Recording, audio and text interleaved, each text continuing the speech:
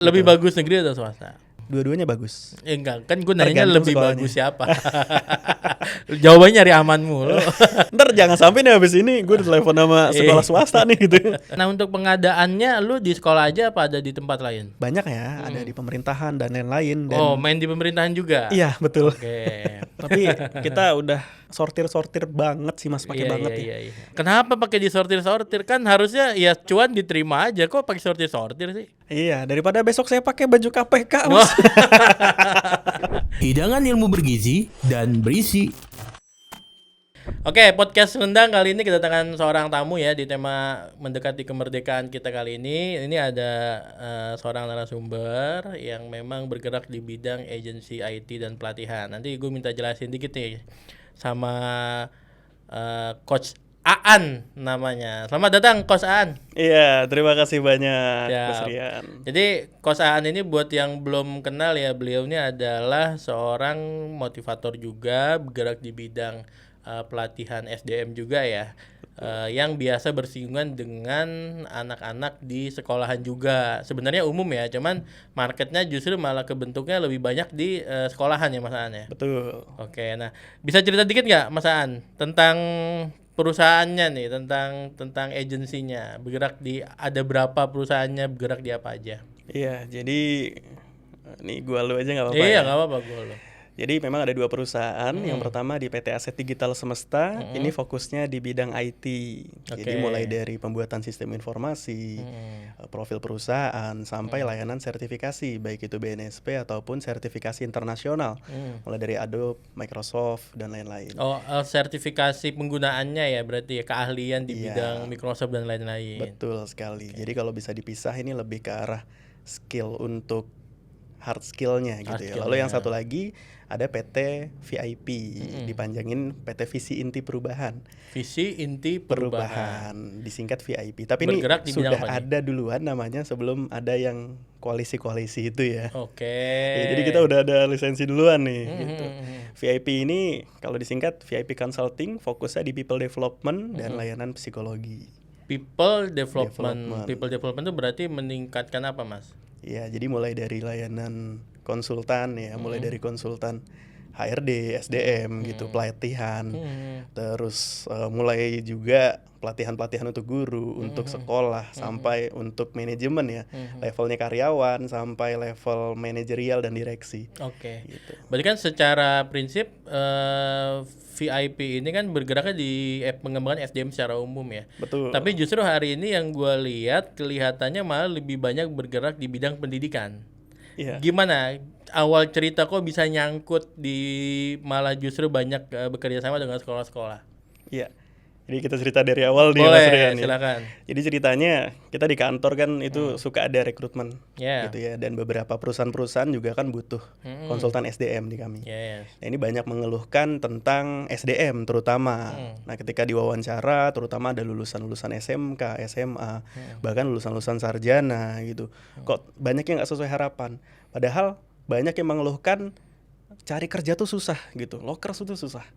Nah, saya ini gabung juga di komunitas HRD nih, Mas Rian. Itu banyak perusahaan juga mengeluhkan susah cari karyawan. Nah, di mana nih titik temunya? Ternyata titik temunya adalah di SDM-nya. Baik dari lulusan sarjana ataupun dari lulusan SMK, bahkan Oke. SMA. Nah, SMK SMA ini kan dasar, basicnya ya, Mas Iya, Rian betul. ya. Nah, bagaimana sih membentuknya jadi SDM yang siap rekrut gitu kan? Oke. Nah, kita evaluasi sampai kita main juga nih ke sekolah. Apa sih harapannya sekolah? Ternyata harapannya sekolah itu juga ya anak-anak lulus terutama SMK mayoritas kerja. Udah siap kerja Siap gitu kerja. ya. Di satu sisi perusahaan begitu ngetes, ini anak belum siap kerja nih. Oke. Oh, Gitu. banyak banget sekarang yang kayak Iya, gitu kan. Betul. Gitu. Nah, peran lu di situ adalah mengembangkan apa? Iya, jadi kita ngeklikin ya Mas Rian ya antara kebutuhan industri dengan sekolah nih yang menyiapkan calon SDM nantinya di masa depan. Oke. Gitu. Karena secara basic kan kalau kita bahas skill, nggak hanya skill tentang contoh IT gitu ya, skill tentang manajemen perkantoran. Itu bukan hanya itu ternyata yang dibutuhkan oleh perusahaan. Oke. Makanya tahapannya kan kalau kita rekrutmen nggak langsung ujuk-ujuk tiba-tiba wawancara. Betul ya Mas Rian ya? betul. Bahkan di skip toto kerja ya, karena syarat kerja itu minimal 2 nih Mas Rian. Apa tuh? Yang pertama Yang kedua dulu deh ya. Yang kedua ini skill lompat nih. sebenarnya. Oh, skill. Iya, dia punya skill dulu nih nomor 2. Nomor 1 ini kekuatan orang dalam sebenarnya. Waduh, itu nyebutnya dibalik tapi sebenarnya yang pertama itu orang dalam. Betul. Baru punya skill gitu Iya. ya. Tapi jangan Tolong dengerin ya. dinarasikan negatif dulu nih ya. Kekuatan orang dalam ini dalam artian bukan berarti apakah bapaknya harus punya perusahaan dulu, enggak. Dalam artian kemampuan mereka buat sosialisasi, mereka cari kenalan gitu kan, cari info, relasi. cari peluang, relasi, betul banget. Berarti relasinya kalau mau dapat kerjaan banyak harus deket-deket dan banyak-banyak sama orang HRD. Iya kurang lebih. Sama orang yang udah pada keterima kerja sih Iya, sebenarnya iya, rahasianya iya, apa sih iya. gitu. Biar ikut dibawa kerja. Nah gitu itu ya. bener Oke. banget itu. Nah berarti kan Mas Aan sekarang banyak banget mengklikkan ya antara yang ada di sekolah lulusan gitu ya dengan perusahaan-perusahaan ya sebenarnya ya. Tapi kalau lu sendiri melihat kalau gue bilang tuh keresahan dari perusahaan terhadap lulusan-lulusan SMA atau SMK zaman sekarang ya, yang menilai tuh Gen Z ya, atau ya Gen Z ya, mereka tuh kan sekarang yang siap kerja hari ini kan Gen Z pastinya ya. Betul. Kan banyak banget nih HRD yang ngeluhin si Gen Z ya, entah kemampuan skillnya, kemampuan komunikasinya dan lain-lain. Itu bener nggak sih lu temuin Nah, di ini kita bahas sekolah dulu nih. gitu ya? Betul. Jadi kalau basic skill itu kan sebenarnya ada 2 nih Mas Rian ya. Ya kita sudah ketahui yang pertama ada yang namanya hard skill. Nah, kalau hard skill ini kan sebenarnya kalau di berbagai penelitian ini membuktikan bahwa perannya ternyata 15-20% Mas Rian di dunia kerja. Apa itu hard skill? Kemampuan yang secara akademis yang bisa dipelajari.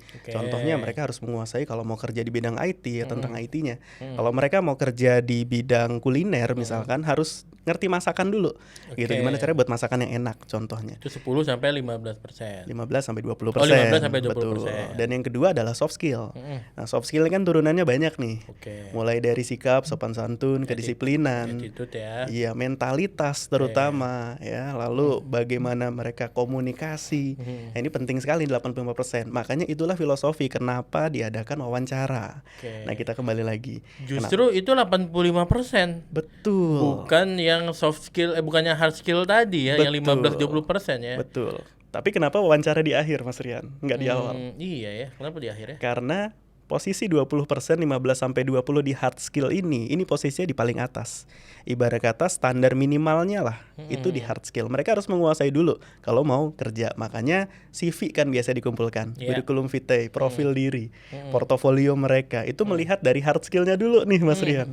Nah barulah ketika sudah cocok nih, kayaknya cocok nih dengan kebutuhan saya di industri. Perusahaan. Betul, baru dipanggil ke wawancara kerja. Di wawancara itulah baru kita melihat yang soft skillnya. Makanya kadang pertanyaannya suka ngejebak dan suka ngebalik-balik.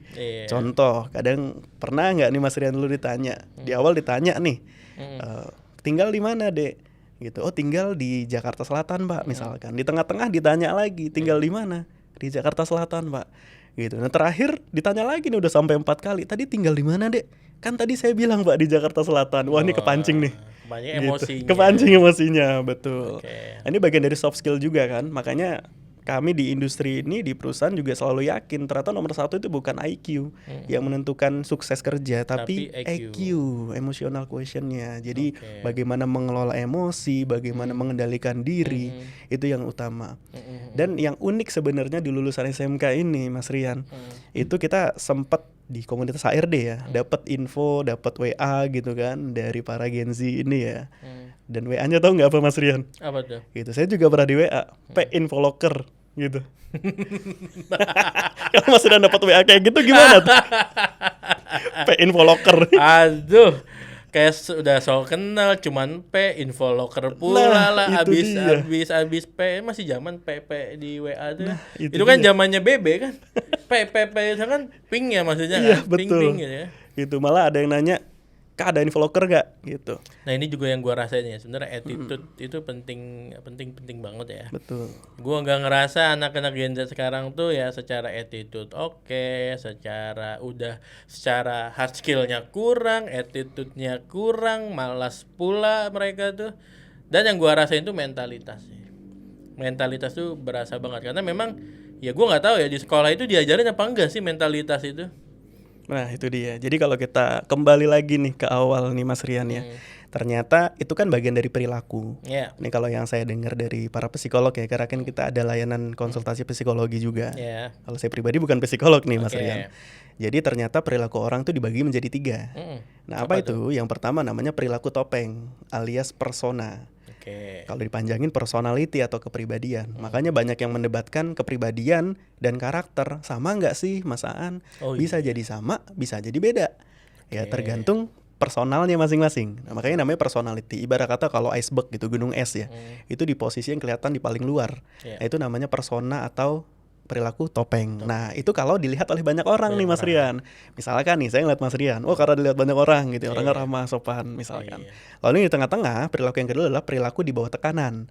Oke. Nah, contoh misalkan Mas Rian lagi jalan nih, nggak sengaja kesenggol sama saya. Saya udah minta maaf. Maaf ya Mas Rian ya. Marah nggak? Nah, marah nggak nih? Ternyata nggak marah. Oh iya nggak apa-apa Mas An. Kan nggak sengaja ini. Iya. Berarti temperamen alias perilaku di bawah tekanan itu bagus. Yes. Nah, yang paling bawah yang berkerak ini namanya karakter. Wow. Nah, Ini itu yang perilaku paling yang bergerak nih ya. betul, yang sebenarnya perilaku yang sebenarnya ketika tidak ada orang yang melihat. Oke. Nah, ini kadang kita suka tes juga Mas Rian. Saya kadang suka tes juga. Cara tesnya gimana, Mas? Buat menilai karakter seorang tuh. Nah, ini kan nanti kita bahas ya tentang sumbernya dari mana. Tapi bisa dites dari contoh bagian keuangan atau finance. Iya. Kadang saya juga ngetes lebihin nih 500.000 misalkan atau 1 juta. Nah, padahal Apanya? masih masa Salary-nya? di ini laporan keuangannya Oh, oke. dengan Sengaja real, gitu ya. real uang yang ada, cashnya gitu ya. Ada yang lapor, ada yang enggak. Yang enggak kita perpanjang. Oke. Gitu. Nah, yang lapor inilah yang kita perpanjang, berarti jujur nih. Malah bilang, "Pak, ini masih ada lebih nih 500.000. Bagus nih jujur." Oke. Gitu. Itu Dites ya berarti ya. betul. Salah satu karakter ya kejujuran gitu. Dan yang selanjutnya ini bisa terbentuk dari mana sih? Kepribadian, temperamen, karakter ternyata bisa terbentuk dari kebiasaan Mas Rian. Oke. Nah, inilah yang kita bentuk dan kita saling sharing juga dengan sekolah. Apa sih kebiasaan yang biasa dilakukan di sekolah sehingga membentuk kepribadian, temperamen dan karakter mereka. Ya. Dan kadang juga kita nggak bisa pukul rata nih semua Gen Z apakah seperti ini gitu ya, baik dari soft skill dan hard skillnya itu bermasalah. Ternyata nggak semua Mas Rian. Nah, saya juga punya karyawan tuh Gen Z juga, itu luar biasa. Bagus ya. Bagus. Nggak bisa kita generalisir berarti ya. Betul. Ini kalau saya minta datang nih, datang sekarang ya Mas. Siap Pak, langsung datang nih sekarang nih. Oke. Nggak nanya dibayar berapa, dikasih ongkos berapa, ada yang kayak gitu. Oke. Tapi nyarinya 1:1000. Oh. Justru ya nyari satu itu susah sebenarnya. Iya, betul. Ya. Itu dia. Nah, pertemuan-pertemuannya Mas Aan ya, Coach Aan dengan teman-teman Gen Z di sekolah ini kan setidaknya kan sekarang Mas Aan udah punya gambaran ya kualitas pendidikan anak-anak SMA, SMK sekarang baik yang negeri dan swasta, kan negeri dan swasta ya. Betul. Masuknya ya. Betul. Nah, dihubungkan dengan Indonesia generasi emas di 2045. Nah, kira-kira nih pandangannya kota ini jauh banget apa dikit lagi? Kalau ngeliat generasinya sekarang seperti ini. Iya. Kalau kita sih optimis ya, Optimis. ya namanya kita Oh iya, pelatih jelas. coach ya, kita optimis bisa Oke. gitu ya. Tapi kita lihat realitas juga di lapangan dan kami juga nggak bisa sendiri, Ya. butuh bantuan juga. Makanya ketika training itu kita biasanya 3 level. Oke. Ada training, pelatihan itu baru luarnya doang nih Mas Rian nih. Masuk ke coaching ya. Nah coaching ini juga baru menyentuh pertengahan sampai ke arah consulting.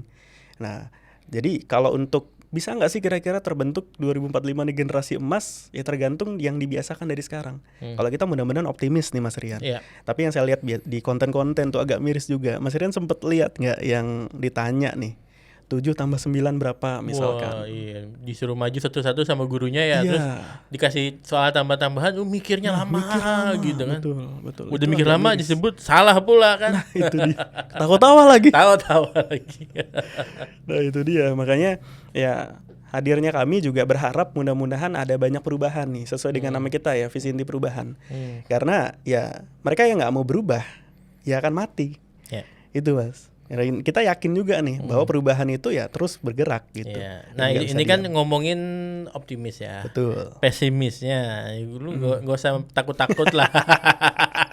Kayaknya bahasanya milih-milih gitu kan. Jujur aja, lu kan ngelihat hari ini Iya. kondisi sekolah kita ya. Mungkin gue juga nggak bilang mengeneralisir semua kualitas sekolah tuh sama ya. Tapi Betul. kan setidaknya di antara kita berdua hari ini lu punya pendapat lah. Nah ini yang mau kita disclaimer, ini pendapat secara pribadi.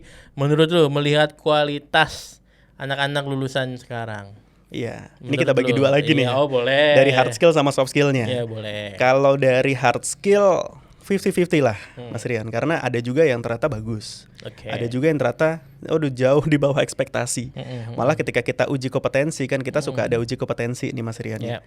Kok ini jauh banget di harapan kita Iya. gitu. Contoh misalkan Excel aja nih. Nah, Microsoft Excel. Ngitung aja masih. Wah, ini gimana cara ngekliknya ya? Waduh. Iya.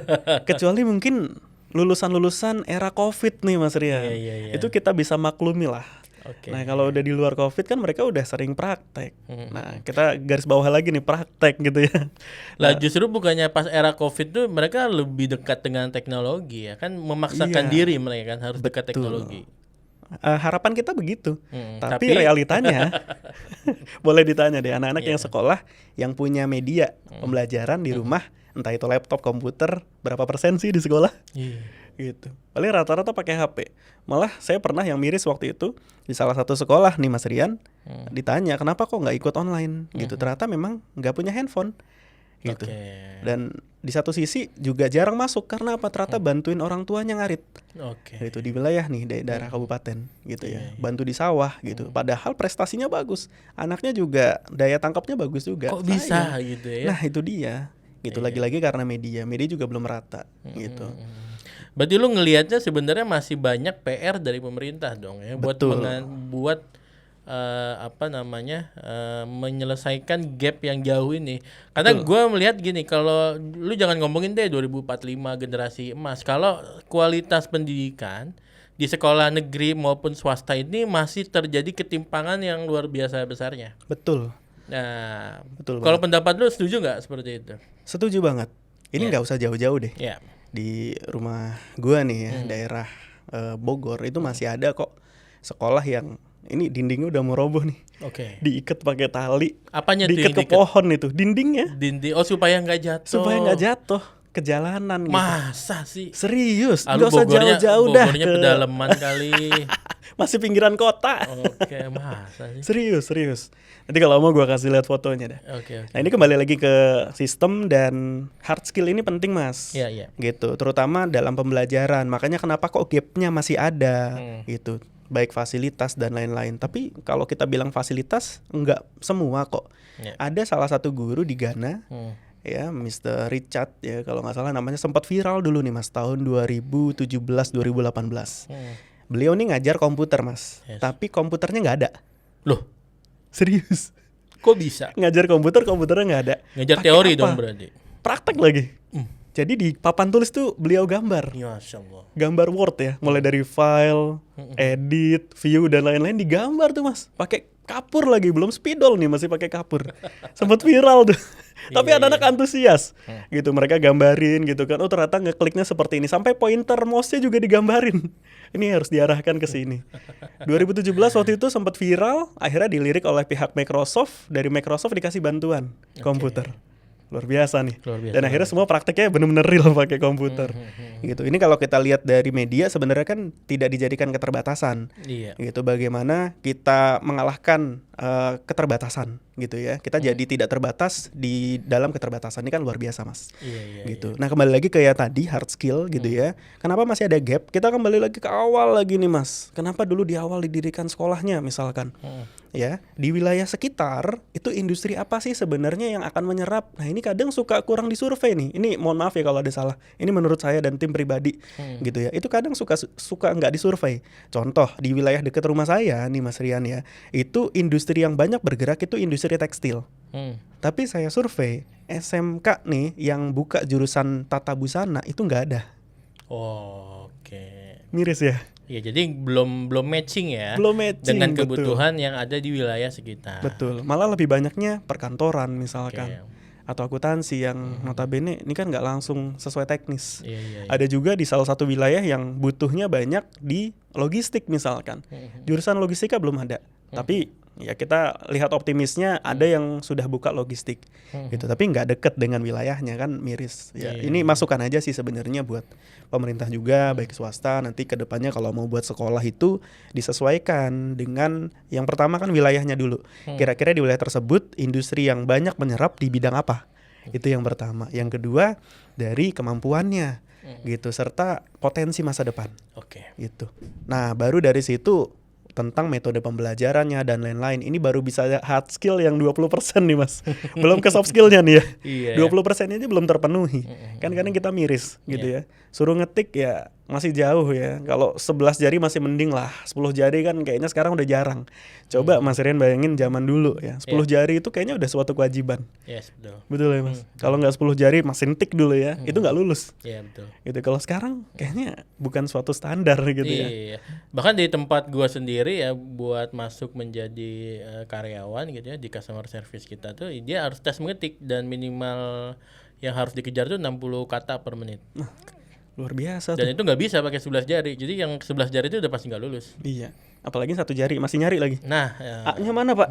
itu kita ya pahami berarti kedekatan mereka terhadap teknologi itu masih sangat jauh gapnya gitu. Betul. Kan. Makanya pertanyaan gue tuh adalah mungkin nggak sih 2045 kualitas Gen Z-nya aja masih seperti itu kalau kita lihat dari soft skill-nya ya terkait kemampuan mengetik gitu ya dan lain-lainnya terhadap potensi generasi emas di 2045. Nah, Iya.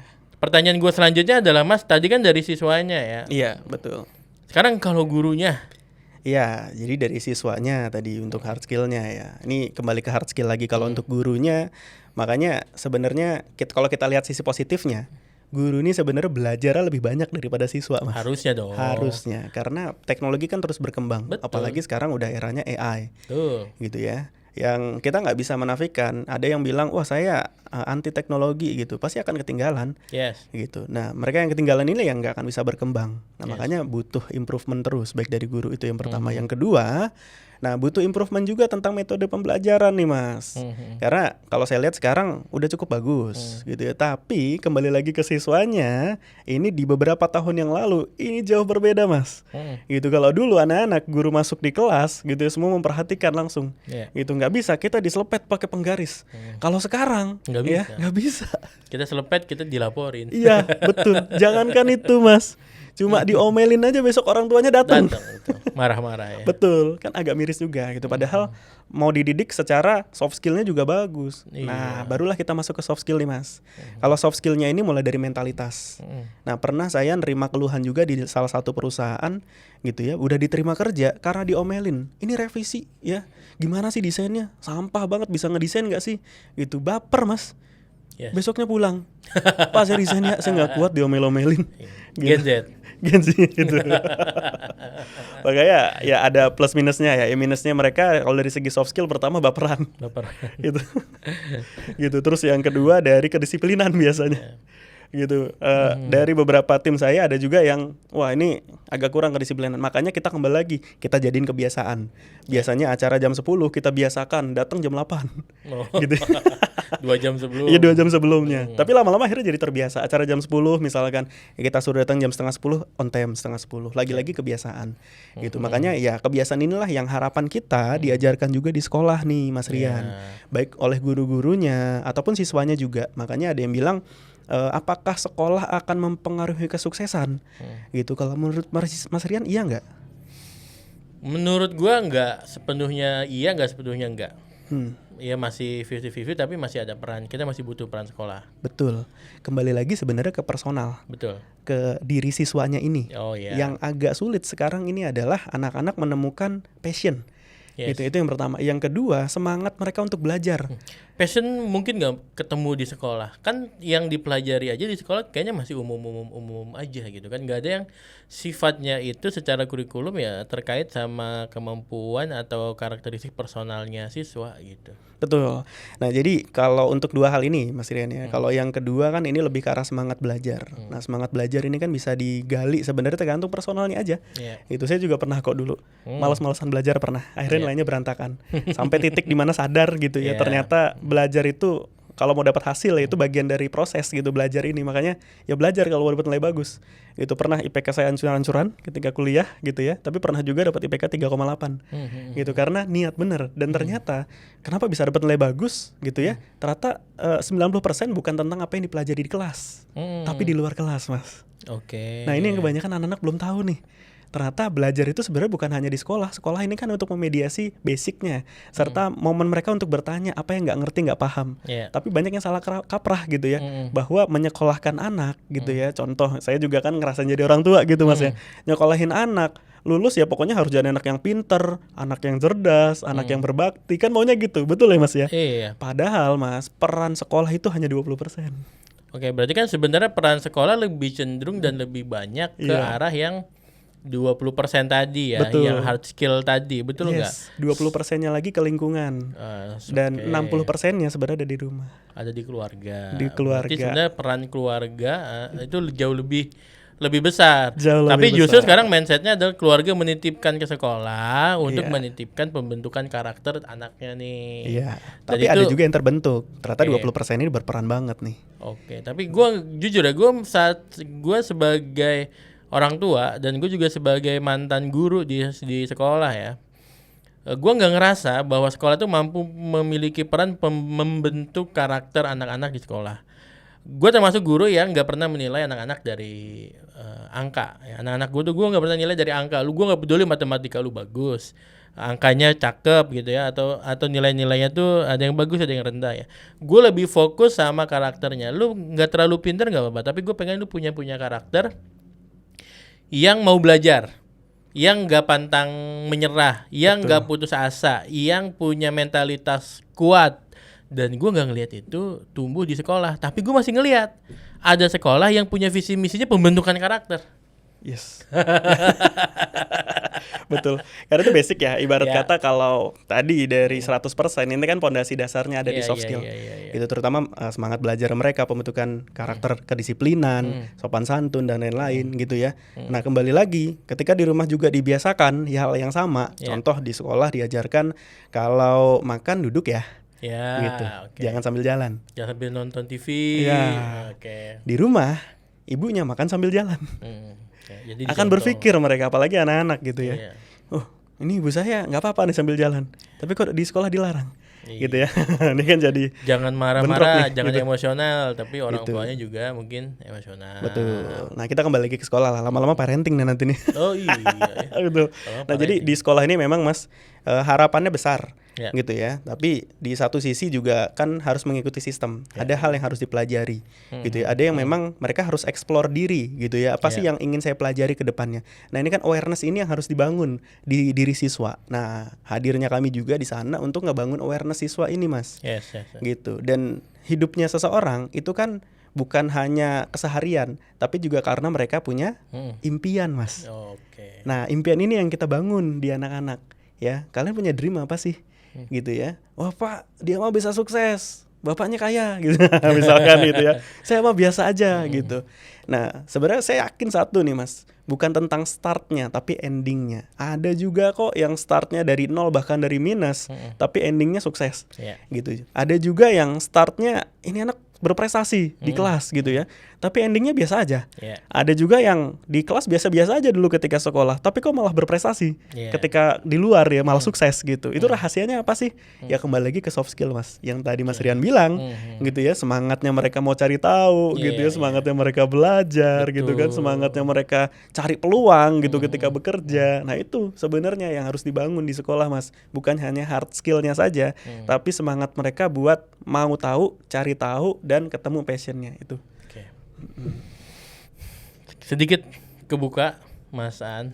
Nah, gue lanjut ke pertanyaan lain ya. Boleh. Ini masih terkait sekolah kan. Seberapa adaptif sekolah terhadap perkembangan teknologi? Karena menurut gue agak sulit sekolah adaptif karena tadi ya ini kurikulumnya disetting sama pemerintah, nggak bisa ya walaupun sering berubah setiap ganti menteri gitu ya, tapi terhadap perkembangan teknologi itu mereka adalah orang-orang yang terakhir menurut gue ya, paling lambat penyerapannya.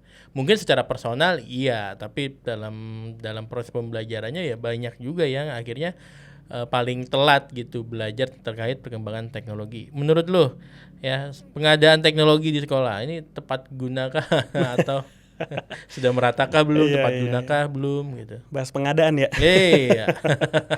Nah, ini kalau di sekolah ya kita juga hadir bantu monitoring juga nih Mas. Oke. Bantu Monef juga ya, monitoring evaluasi gitu. Karena jangan sampai contoh misalkan pengadaan komputer ya di spek dan harga, ini misalkan di harga 9 juta nih misalkan Mas. Masa iya kita beliin yang 4-5 juta gitu kan, contohnya kan nggak mungkin. Oke, gua Gitu. bentar dulu. Berarti Mas Aan memang juga ada di bisnis pengadaan ya, Betul. khususnya untuk sekolah. Iya, Membantu betul. pengadaan. Iya, betul Oke. sekali. Itu salah satunya.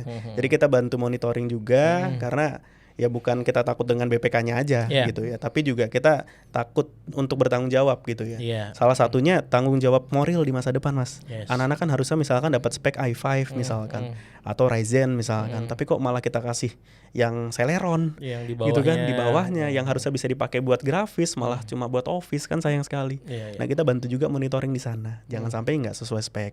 Dan di satu sisi juga kadang kita kasih rekomendasi ke sekolah, Bapak Ibu, ya ini yang kita rekomendasikan nih untuk media pembelajaran. Contoh di DKV misalkan. Ini drone ini butuh nih, karena ini Oke. salah satu potensi di masa depan yang skillnya masih jarang sekarang orang kuasai. Iya. Dan di salah satu commercial break nih Mas, di Jepang, itu tentang Society 5.0 ya. Itu udah iklannya luar biasa tuh. Dari awal bangun tidur, nerima paket, itu yang nganter paket bukan kang paket, Mas Rian. Tapi Robot. drone yang Oh, nganter. drone ya. Dengan pengenalan wajah Iya, ya, iya, iya. paket akhirnya bisa ditaruh gitu misalkan. Terus yang kedua, iklannya juga tentang smart smart kulkas gitu ya, kulkas pintar. Mau smoothies tinggal sebut udah langsung dijusin Bikinin, gitu, iya. dibikinin.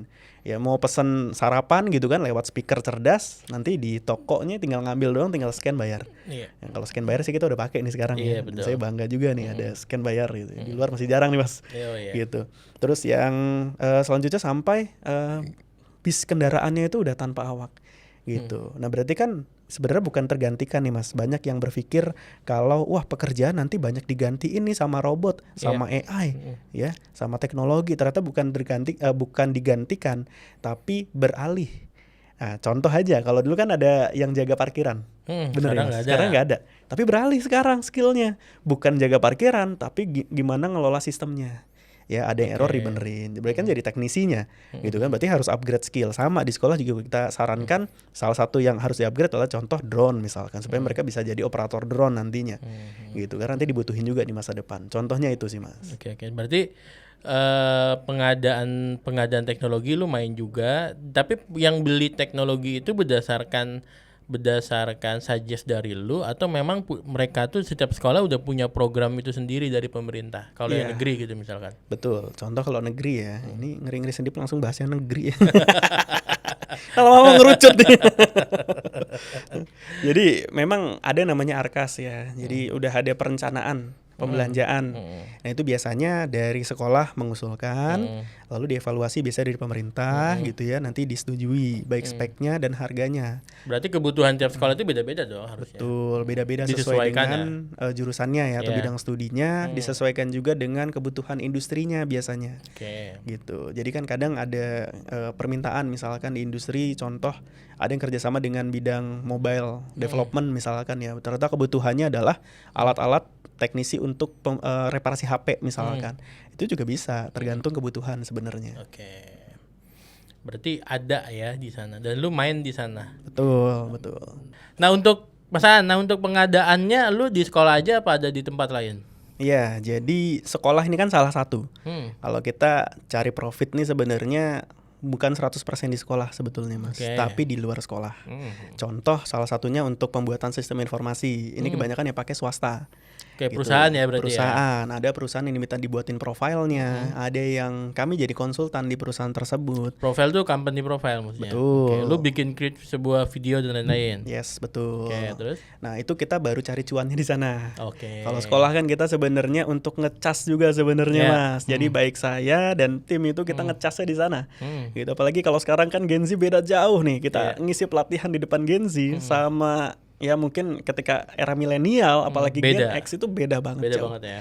Gitu. Nah, kembali ke pengadaan tadi, kita salah satunya masuk di banyak ya, ada di pemerintahan dan lain-lain. Dan Oh, main di pemerintahan juga? iya betul. Oke, cuman beda instansi aja nih ya. Ini Iya, pendidikan, betul. yang ini apalah. Iya betul. Tapi kita udah sortir banget sih mas, pakai Iya, banget iya, ya. iya. Kalau di pemerintahan karena Kenapa pakai disortir-sortir? Kan harusnya ya cuan diterima aja, kok pakai sortir-sortir sih? iya, daripada besok saya pakai baju KPK Wah. mas.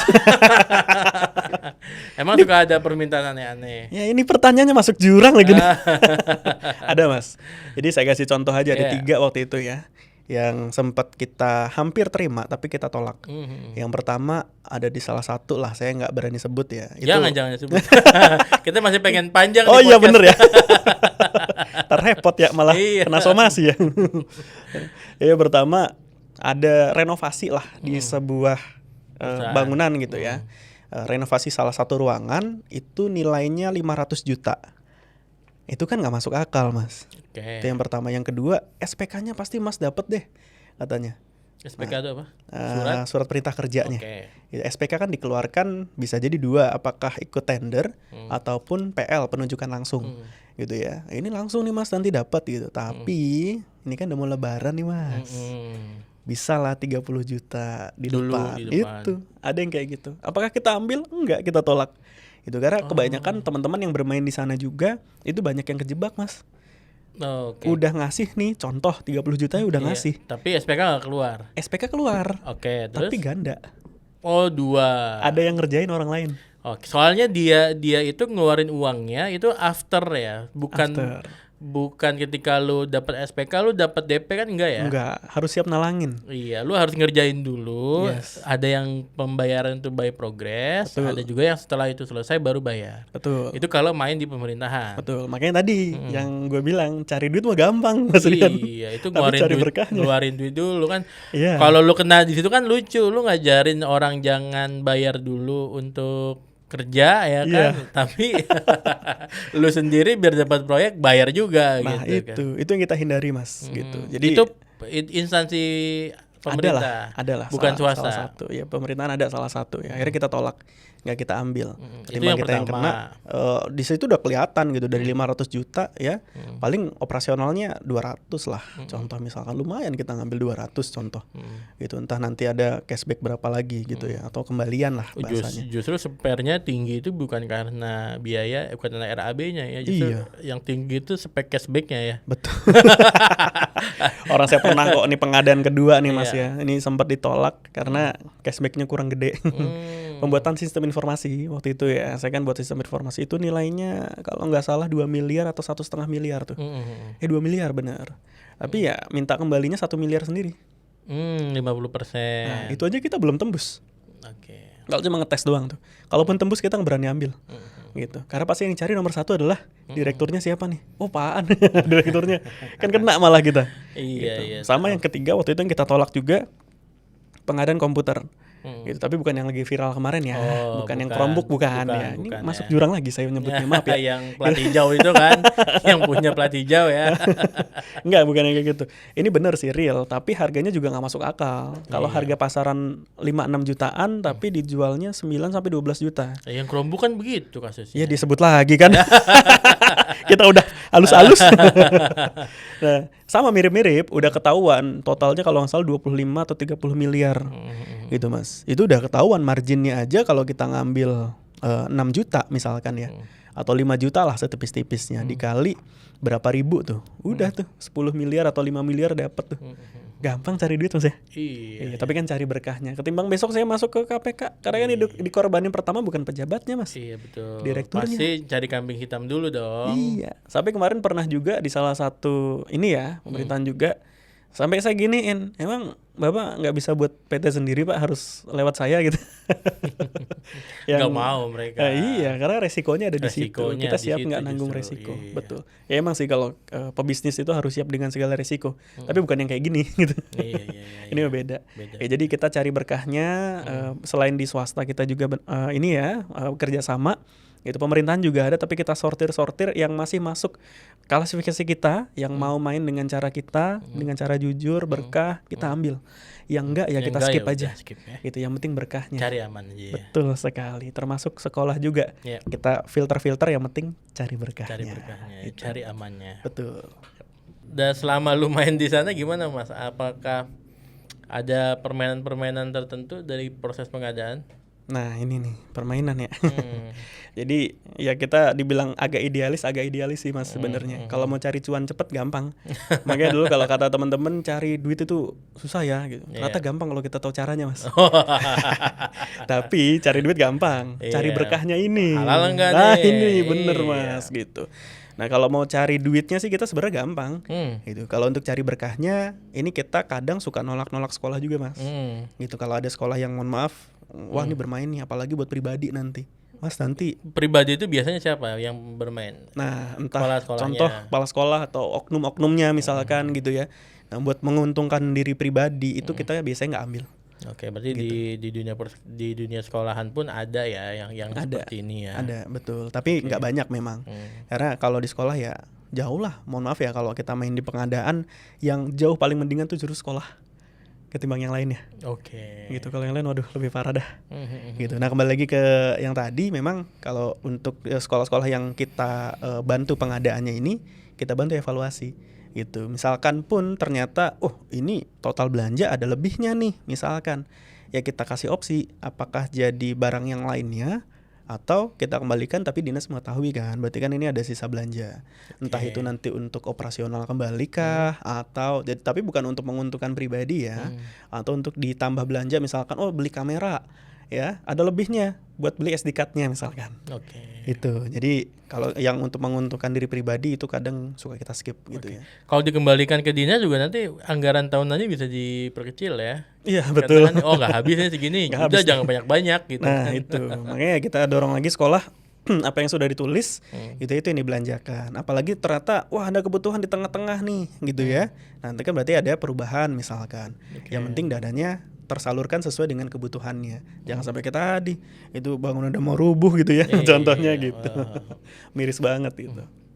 Oke Mas, tapi lu nemuin nggak sekolah yang memang menurut lu bagus secara pengadaan teknologinya antara negeri sama swasta? Biasanya lebih bagus yang mana, negeri atau swasta? Kalau lebih bagus mana kita nggak bisa pukul rata sih Mas. Oke, negeri ada yang bagus tapi ada juga yang kurang. Ada gitu juga ya. yang kurang. Tapi kebanyakan kalau sekarang ya ketimbang zaman dulu kita lihat negeri sekarang banyaknya bagus Mas. Oke, Terutama bagus nih SMK di mana negeri nih? itu banyak bagus. Daerah mana nih maksudnya lo? Di Lu Jabodetabek sih. Jabodetabek ya. Lu nggak mengeneralisir secara keseluruhan ini dipukul rata di semua Betul. semua daerah. Semua wilayah belum. Wilayah Karena kita belum juga belum menyentuh sampai contoh daerah timur misalnya kita belum tuh. Gitu karena keterbatasan SDM juga. Gitu. Kalau di Jabodetabek keseluruhan itu baik dari segi fasilitas, guru-gurunya tuh ada peningkatan Mas. Oke. Karena kan kalau nggak salah ada P3K juga ya. Oh iya. Itu ada peningkatan tuh. Bisa lebih sejahtera lah mereka Ya, karena mereka dapat lebih sejahtera. dapat uang tunjangannya bisa dari mana-mana sekarang. Betul. Malah kadang kitanya yang kasih usulan waktu itu, Bu, boleh sambil dibuat konten asalkan kontennya yang mendidik tapi bukan fokus ke kontennya ya. Tapi fokusnya ke metode pembelajarannya, resultnya, impactnya ketika di kelas. Jangan sampai ngajar di kelas pulang atau keluar kelas tahu nggak nak belajar apa enggak gitu. Ini kan yang sayang banget gitu, nggak ada Iya. impactnya. Nah gimana cara buat impact? Nah mereka buat inovasi-inovasi itu gitu ya. Salah satunya bagaimana metode pendekatannya, ada gamification juga misalkan. Jadi ada ice breakingnya gitu ya biar seru di kelas gitu Mas ya. Iya. Terus juga apa yang mau dipelajari itu ya itu core-nya, jangan sampai belajar kemana-mana misalkan. Nah itu ada tuh beberapa guru yang buat konten dan ternyata bagus gitu. Buat konten tuh maksudnya konten media sosial. Iya benar. Oh, dia mengkontenkan kegiatan dia di sekolah. Iya betul, tapi khusus untuk ice breakingnya biasanya. Oke. Gitu. Itu banyak tuh sekarang. Itu kan jadi salah satu metode yang menarik banget. Ya, kalau soalnya menurut gue saya. lebih banyak di media sosial ngelihatnya justru ya guru-guru malah kontennya joget-joget sama siswanya. Nah, gitu itu. kan. Gue nggak bilang di Indonesia, Konoha lah, di Konoha. Oh iya. Iya. Iya, bahkan ada yang penyimpangan secara seksual ya menurut gue waktu itu sempat viral kan, dan itu jadi kayak pemandu foto atau pemandu videonya. Betul. Dan itu di belakangnya guru-guru dan itu didiemin gitu. Maksudnya dibiarkan tampil di depan ya. Menurut gue itu udah suatu suatu pembiaran, dan harusnya dididik sih yang seperti itu agar kedepannya tuh nggak salah. Betul, miris Miris di satu banget, di satu sisi ada sekolah dan guru-guru yang fokusnya ingin bagaimana perubahan yang baik buat siswa. Betul. Gitu, ada improvement, tapi di satu sisi ada yang improvement buat diri sendiri gitu ya. Iya. Terkait gengsi dan lain-lain ini yang agak kita miriskan sebetulnya. Makanya mudah-mudahan sekolah-sekolah juga denger nih Mas ya. Iya. Gitu, mudah-mudahan sekolahnya juga dengar podcast ini, dan harapan dari kami sebenarnya dan banyak orang, terutama orang tua siswa gitu ya. Gitu. Ada ranahnya personal, ada ranahnya profesional. Gitu. Kalau ranahnya personal ya sebisa mungkin tidak dipublikasi pertama, yang kedua tidak ditunjukkan depan siswa, dan kalau perlu personalitinya guru ini ditunjukkan depan siswa tuh yang baik. Contoh, kadang ada juga siswa yang tanya, "Pak, saya nggak boleh ngerokok, bapak sendiri ngerokok," misalkan di depan umum gitu misalkan ya. Karena guru ini kan contoh gitu Mas ya. Nah, kalau gurunya aja contohnya agak kurang baik, mohon maaf, baik dari komunikasi dan lain-lain, kan jadi ditiru juga oleh siswa. Apalagi kayak tadi tuh gitu ya. Gurunya aja begitu gitu. Gurunya suka telat gitu. Masa saya telat nggak boleh? Gitu. Nanti lama-lama kebawa ke kantor loh Mas. Iya betul. Sampai di perusahaan manajernya telat, masa saya nggak boleh telat? Masa telat ya. Gitu. Ini kan bagian dari kebiasaan lagi nih. Ya. Gitu. Ya mudah-mudahan harapan kita juga sekolah dengar dan ubah kebiasaan lah yang tadinya seperti tadi gitu ya, ubah kebiasaan yang baik. Kalau perlu publish yang baik-baik aja gitu, jangan yang negatif-negatif kayak tadi, karena kan dampaknya luar biasa. Gitu. Karena mereka mendidik ini bukan untuk saat itu aja, tapi untuk ya Indonesia di masa depan, gimana membentuk generasi emas 2045 gitu ya. Kalau ya guru-gurunya masih kayak tadi gitu ya, malah fokusnya joget-joget dan lain-lain, dan akhirnya ini mohon maaf saya nggak menyudutkan beberapa pihak, yang namanya lupa itu kan kita nggak bisa salahkan ya, hilaf gitu ya. Gitu. Tapi kalau udah keseringan kan kasihan gitu, lupa ngedata siswa dan akhirnya nggak bisa masuk PTN kan sayang banget. Gitu. Ya, itu ada kasusnya ya kemarin ya. Mudah-mudahan nggak terulang lagi sih Mas, miris kasihan. Ibarat kata kalau kita jadi siswa nih, saya udah berharap nih kesini gitu, ternyata lupa di data gitu kan, sayang banget gitu. Ya ada tanggung jawab gitu kan, yang pasti kenapa dikasih lebih, itulah hak para guru gitu ya. Ya mudah-mudahan bukan hanya sejahtera dari segi pembelajaran juga, dari segi pribadi juga mudah-mudahan sejahtera. Oke, berarti lu melihatnya hari ini di Jabodetabek khususnya ya, yang daerah-daerah yang sering lu kunjungin, secara prinsip kualitas di negeri maupun di swasta itu nggak terlalu jauh lah gapnya ya. Iya, kalau di swasta ada sih. Iyanya nggak yakin. Tadi baru jawab negeri ya. Swasta ada gap kalau swasta. Lebih bagus negeri atau swasta? Kalau gue bilang ya, dua-duanya bagus. Enggak, kan gue nanya lebih sekolahnya. bagus siapa? Jawabannya nyari aman mulu. Pinggir jurang mulu nanyanya soalnya tadi. Ntar jangan sampai nih habis ini gue ditelepon sama sekolah swasta nih gitu. Kok gini sih gitu, telepon sama negeri lagi ntar gitu. Ya tergantung sih Mas sebenarnya. Kan orang tua tuh bisa lihat dari lulusannya. Gitu, hasilnya gitu. Ternyata lulusannya banyak yang contoh kalau dari SMA negeri misalkan keterima di negeri juga, itu kan salah satu indikator. Ternyata lulusannya banyak yang keterima kerja, lulusannya memang belum kerja sih gitu, tapi banyak yang ngebangun usaha, ngerintis bisnis, itu bagus tuh. Gitu. Tapi kalau lulusannya banyak yang 99% nganggur Pak misalkan, dan ditanya nggak ngerti apa-apa gitu, ditanya tentang skillnya, hard skillnya, banyak yang nggak ngerti. Nah ini kan butuh evaluasi. Gitu. Ini indikatornya beda sih ya. Kalau SMK sama SMA itu kan mungkin indikatornya beda ya. Kalau SMA tuh berapa banyak yang keterima di universitas negeri gitu ya, dibanding SMA swasta misalkan. Kalau SMK baru ngomongin tadi ya, yang berapa diterima di dunia kerja dan berapa yang merintis usaha kerja gitu ya. Kalau di SMA-nya sendiri kira-kira negeri swasta? Nah, kalau SMA kita jarang keep in touch sebenarnya dengan SMA ya. Karena gue sama teman-teman kebanyakan di industri, makanya banyak berhubungan dengan SMK. SMK. Kalau SMA sendiri memang kebanyakan prioritasnya ya kuliah. Gitu, kebanyakan ke sana. Nah, tapi kembali lagi ke yang awal gitu ya. Kalau di SMK terutama gitu, kerja aja juga bukan jadi patokan. Gitu, tapi skillnya ini. Makanya kembali ke skill nih Mas Rian ya. Kalau boleh kasih masukan, ada 3 skill utama nih sebenarnya yang harus dimiliki oleh siswa.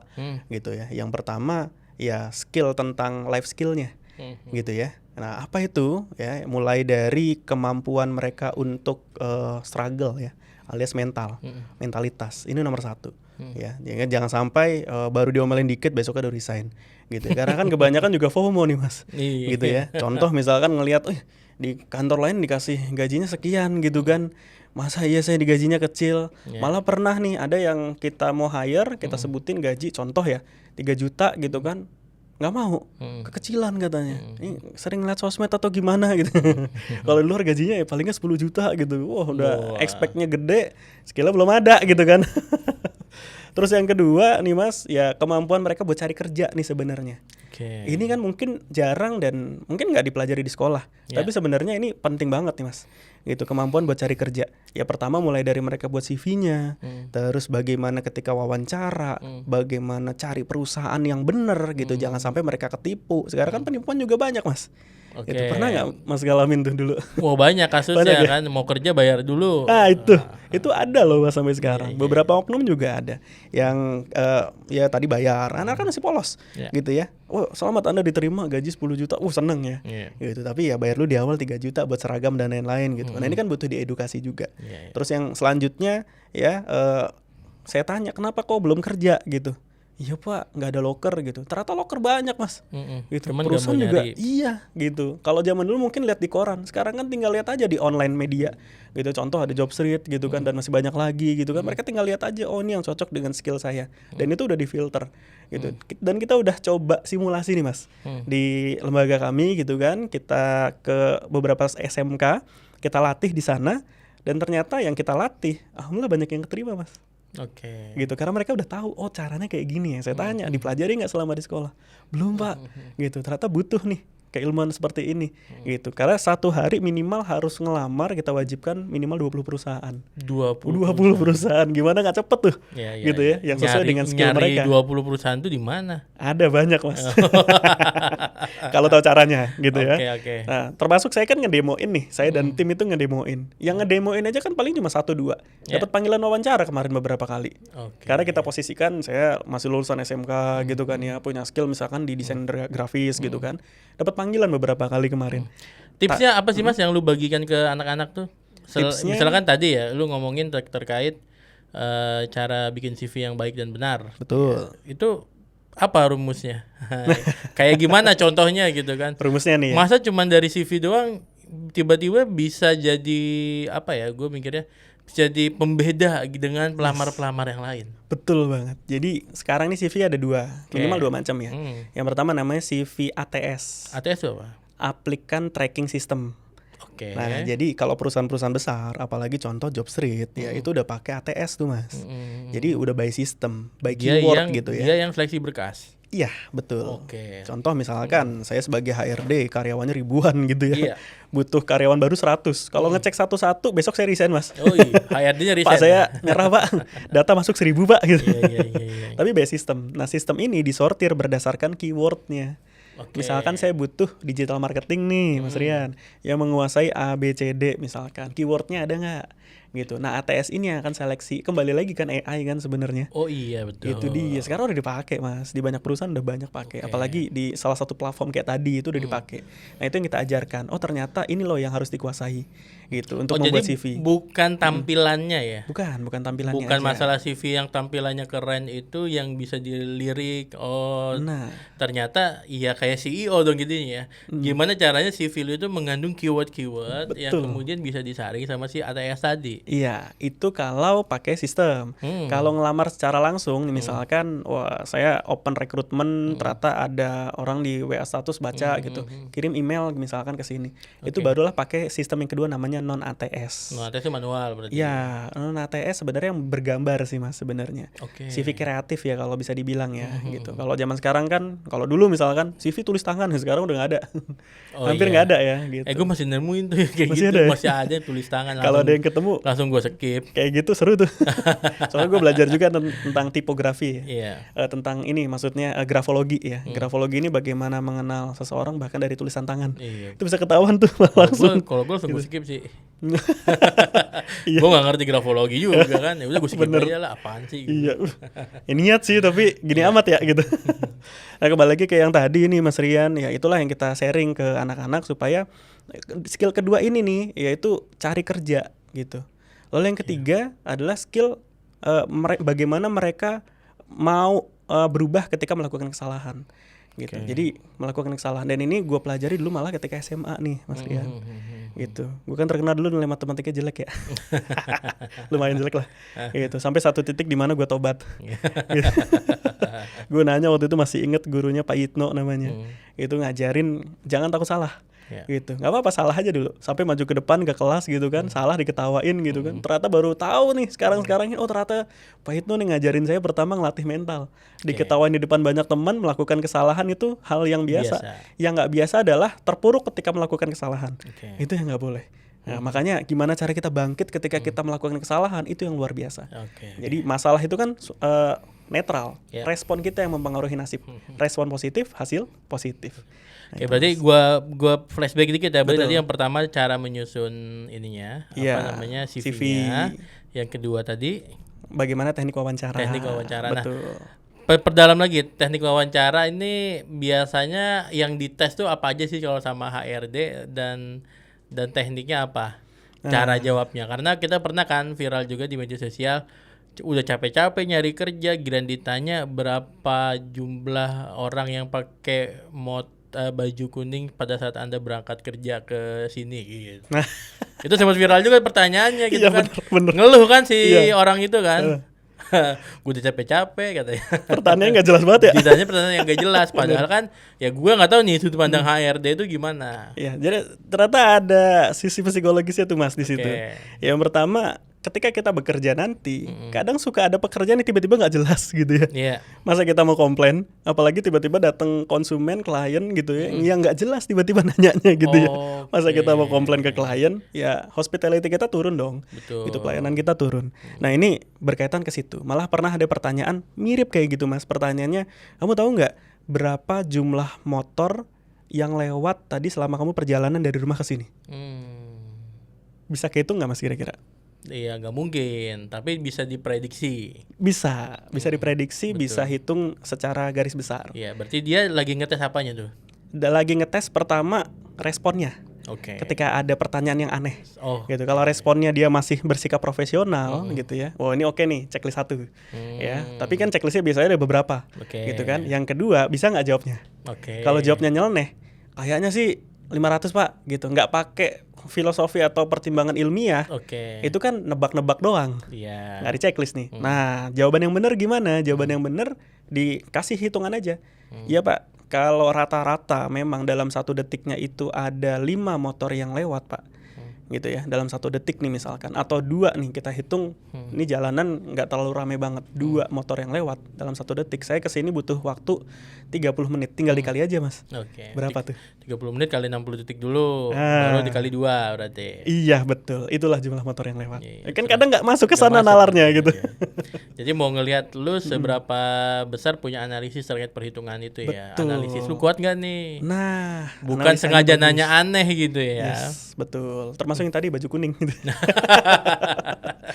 Ternyata diinget-inget kayaknya yang lewat baju kuning dalam hitungan 30 detik cuma 2 deh gitu. Ya udah tinggal estimasi aja. Gitu. Itu kan baru secara kasar ya. Apalagi mereka kalau disuruh buat analisa secara mendetail, itu pasti bisa lebih bagus. Itu justru muncul di saat wawancara. Jadi kemampuan analisanya, EQ-nya terutama ya, terus kemampuan mereka dari segi hard skill kadang ditanya juga tuh Mas. Malah ada beberapa perusahaan yang juga langsung ngetes di tempat gitu. Ada juga yang kayak gitu. Karena itu kan buat basic. Tapi yakin deh, nggak ada perusahaan yang tiba-tiba ini udah terima kerja ya, hari pertama langsung suruh kerja, itu hampir nggak ada. Pasti belajar dulu. Latih dulu. Betul. Langsung kerja ya, kan nggak mungkin gitu. Pasti dilatih, diajarin dulu. Beban pekerjaan kan. Pasti dia akan adaptasi dulu lah. Betul. Lingkungan, adaptasi pekerjaan, diajarin dulu gimana. Iya, itulah. Makanya kita punya kata-kata hari ini. Apa tuh? Mas Rian. Kata-kata hari ini buat adik-adik yang nonton nih ya, anak-anak siswa-siswa SMK yang udah lulus dan mau lulus ya. Daripada gabutnya mabar aja, mending gabutnya lamar kerja. Jadi manfaat kan Mas ya. Karena kalau waktu luang kita tidak diisi dengan hal yang positif, pasti akan ada hal negatif yang masuk. Betul.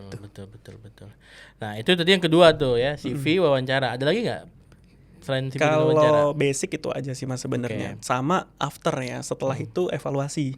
Ya, ternyata dari 20 kok belum ada yang keterima, kita evaluasi lagi CV-nya biasanya. Itu tahap ketiga, tapi itu hampir jarang karena rata-rata kenapa kenapa kok nggak mau lanjut? Iya Pak, soalnya saya mau fokus sama kuliah gitu. Ya udah nggak apa-apa, nggak kita paksakan. Yang penting mereka punya dream, gitu ya, punya impian. Yang berbahaya kan orang yang tidak punya impian, Nggak punya tujuan nggak ya. punya tujuan yang jelas. Contoh misalkan kalau kita jalan-jalan mau kemana nggak tahu, ini nggak enak banget gitu ya. Iya, Harus betul. punya tujuan. Kalau punya tujuan kita akan punya semangat, Ya. gitu. Siap. Nah, Mas Aan, terakhir nih pertanyaannya buat teman-teman anak-anak sekolah ya, SMA, SMK yang nonton hari ini. Kira-kira ada pesan-pesan apa buat mereka untuk menghadapi perkembangan teknologi khususnya AI yang hari ini lagi berkembang banget nih pesatnya. Iya, jadi perkembangan teknologi itu pasti. Yes. Ya, yang tidak mengikuti perkembangan, yang tidak mengikuti perubahan, ya pasti akan mati. Oke. Gitu. Makanya mulai dari sekarang harus diasah terus skillnya. Jangan hanya di sekolah. Di sekolah itu hanya dasar. Bahkan kita tanya, ya sama. Contoh misalkan saya nih belajar matematika gitu ya. Contoh ada yang bilang, oh matematika itu susah. Ternyata nggak susah, Mas Rian. Yeah. Kalau kita tahu caranya itu nggak susah. Yeah. Ya, caranya adalah pelajari dulu malam sebelumnya atau 1 hari sebelumnya di rumah. Ketika di sekolah tinggal tanya mana yang nggak ngerti. Yeah. Itulah sebenarnya esensi di sekolah, gitu ya. Nah makanya dari sekarang, wah cari tahu ya dan banyak belajar. Ya biarpun ada yang bilang wah nggak penting nih belajar sejarah, nggak penting belajar matematika. Kita lihat sisi positifnya. Matematika mengajarkan kita tentang berpikir secara kritis, berpikir logika, problem solving dan masih banyak lagi. Dan itu ternyata dibutuhkan nanti di dunia kerja. Yeah. Kalau kita pakai cara curang, langsung cari instan gitu ya. Ini kan banyak yang kayak gitu. Yeah. Nyontek akhirnya. Betul. Proses inilah yang tidak terlewati, Mas. Oke. Nah, makanya mohon maaf ya, kebanyakan yang melewati proses ini, inilah mereka yang akan lebih tahan banting di luaran sana. Yeah. Dan memang nilai tidak menentukan kesuksesan. Betul. Yang nilainya bagus saja belum tentu tentu sukses. sukses. Apalagi yang jelek. Itu bagian dari proses Mas ya, gitu. Makanya ya terus tingkatin skill lah gitu. Jadi jangan jadiin patokan wah yang nilainya bagus aja nggak sukses berarti saya nggak usah bagus ya. Iya, Bagusin apalagi lah. yang jelek. Kebalik mikirnya justru. Iya ya. bener, mikirnya harus maju ke depan gitu Oke. Mas Rian. Nah, pesan buat sekolah-sekolah SMK Mas Aan yang mau pakai jasa VIP mungkin kasih waktu promosi sedikit nih di akhir.